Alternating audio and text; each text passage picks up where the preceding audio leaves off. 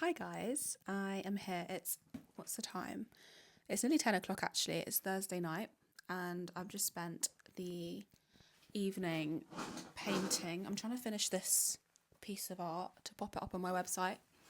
But I thought I'd just update you guys a little bit on life because I want to be a bit more reflective on my YouTube because it's helpful for me to look back on as well, and maybe I can offer some gems of wisdom. But life update. So I'm trying to think what to update you guys on.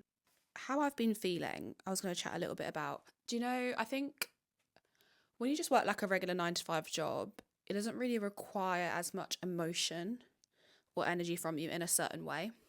And that's not to hate on people that work 9 to 5s, but it's kind of like you can sort of just show up and come home.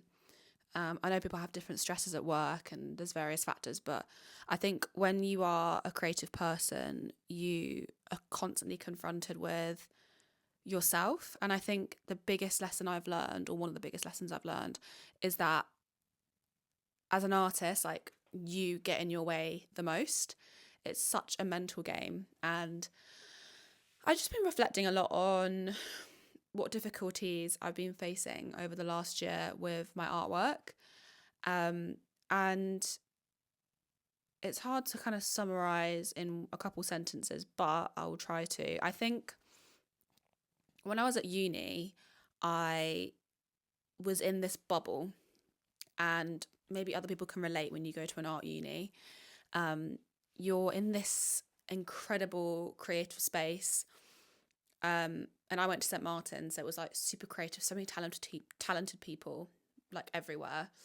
And it's a really beautiful big thing being in an environment like that because you can kind of bounce off people and you don't really feel judged.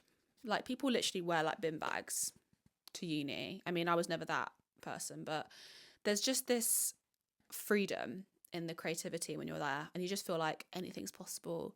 People create all kinds of crazy, wacky, cool things and it's encouraged. Individuality is encouraged, and I wish I appreciated it more because I don't think I realised how hard it was. I didn't realise how hard it was going to be. When you graduate, you're suddenly just put into the world and you realise that most people aren't creative, really. Most people work typical 9 to 5s, corporate jobs or retail. And I'm not saying any of this to hate. I literally work a part-time retail job. I'm not saying it in a way of like, oh, these people are doing those things. But I'm just saying that not everyone is doing the same thing as you anymore. You're suddenly thrust into the world where everyone's doing different things. And it's hard to keep that integrity with your art and your creativity if you're not surrounded by creative people.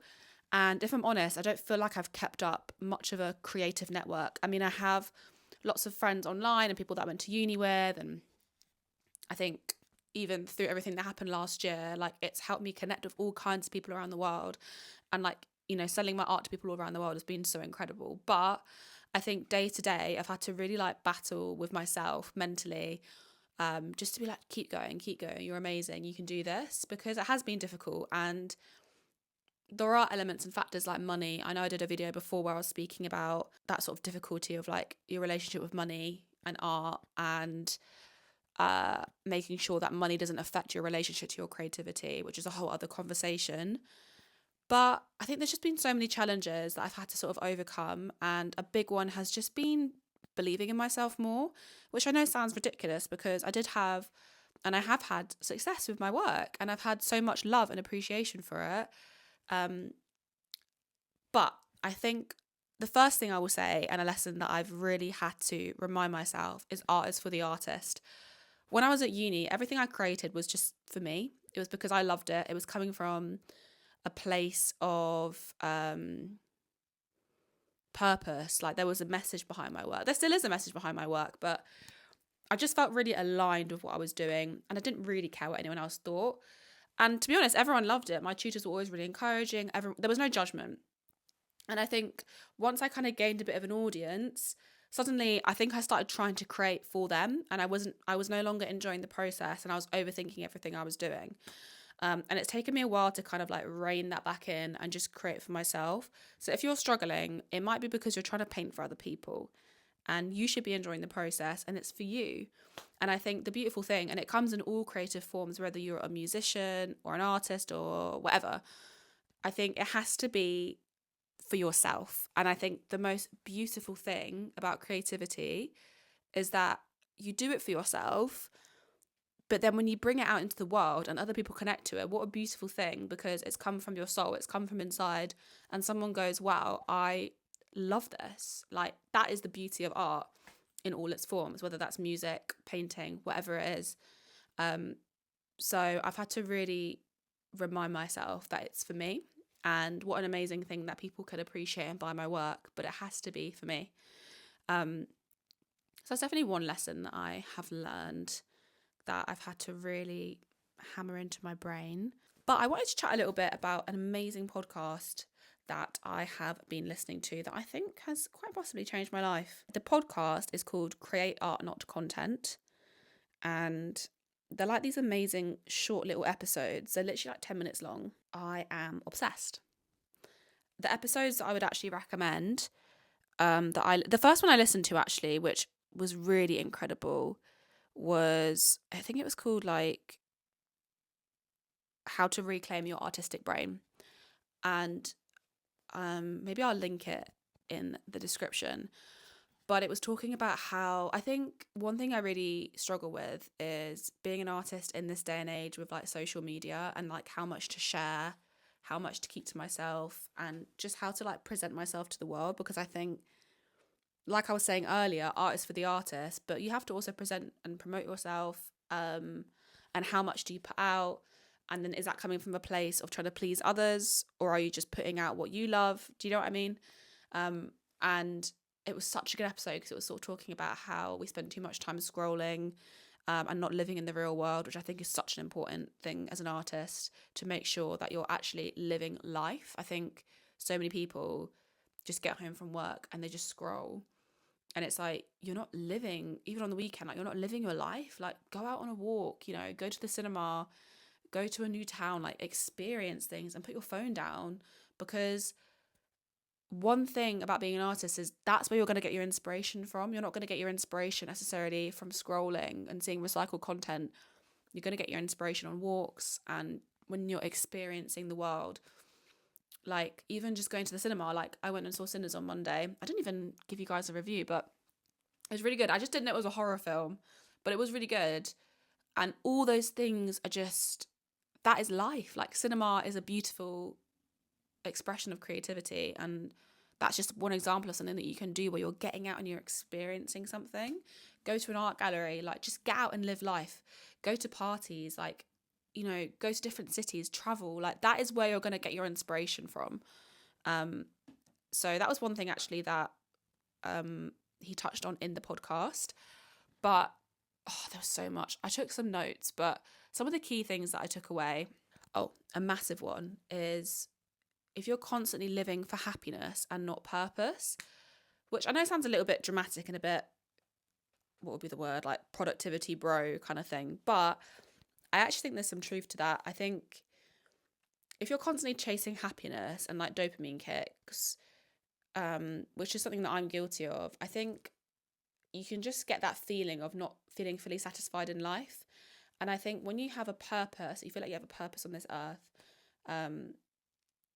chasing that every day is like, it gives you a new lease of life, and it helps you come at everything from a different perspective, because it makes you do the hard things. It makes you get up early. It makes you show up to paint or create when you don't feel like it, because you feel like you're working for a greater purpose, which I thought was such a good tip. Another thing that I really liked was to read more books. I think, I know I don't read enough, and I think it's such another important thing in life. Like, there's so much knowledge in the world, so many things to learn and experience, and I just get so scared that I'm not going to experience enough of it because I'm always on my phone. Like, there are so many old books that I want to read, and like classics and novels and like music, and there's just so much life out there. And sometimes I get scared, like with our generation, that we're not, God, I sound like Will Smith's son, like as if I'm better than everyone, but I do worry that we're not experiencing life enough and we're just on our phones all the time. Um, and I think reading old books with warning covers is important. And read books that creatives recommend you. Um, oh, there's so many amazing books I could recommend. Maybe I'll do another video on that. But The Creative Act, I think it's called that, The Creative Act. Okay, well, this book is amazing. Absolutely amazing. What a book. Just one example of a great book that I would really recommend.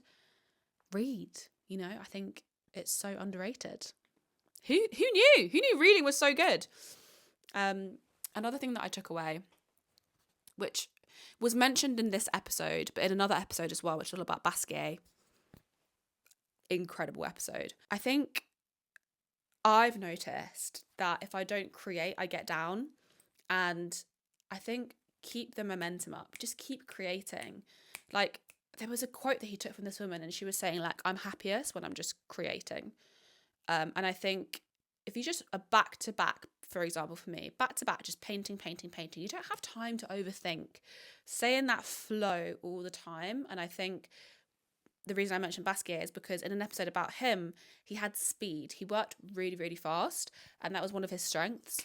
And they were actually talking about how when he first met Andy Warhol, they took that like infamous selfie on the Polaroid, and then he went back to his apartment or his studio, painted that portrait of him and Andy Warhol, and then went back to Andy Warhol and gave it to him. And when Andy Warhol received it, it was still wet.